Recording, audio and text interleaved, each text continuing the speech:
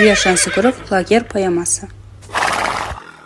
Ильяс Жансүгіров 5 мамыр күні 1894 жылы Алматы облысы Ақсу ауданында дүниеге келген қазақ ақыны, драматург, фельетоншы, сатирик, журналист, аудармашы және қоғам қайраткері. Қазақстан жазушылар одағының тұңғыш төрағасы. Оның шығармалары сан салалы, көп қырлы.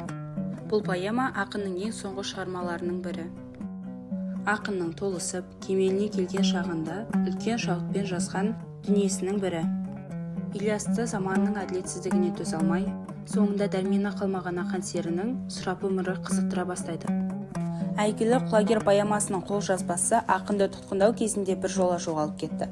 Ал оны басылып шыққан социалистік Қазақстан газетінің номерлері кітапханалардан алынып тастады. Бірақ оларды 20 жыл бойы жастыққа тігіп сақтап келген Сапарғали Бегалин. Бауырында оқ жетпестің бір шоқ қайың, жүреді сонда серек келіп дайым. Ілулі сол қайыңда тұрған қубас, қобыздай ызылдар жел соққан сайын. Қайыңның қасына кеп жүрген сері, байлаулы құлагердің тұрған жері. Сол жерде тәуіп қылып оқта текте, кетпейді осы арадан. Сонан бері.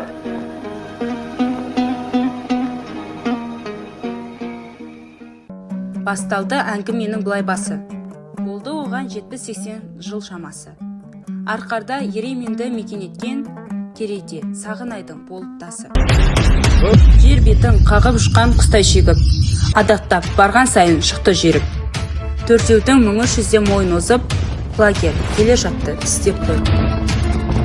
Қамшылап екі жаққа алма кезек, баласы көктүйғынның қақты безек. Көк атты осы арада артқа тастап, жөнелер құлагерге осы кезек.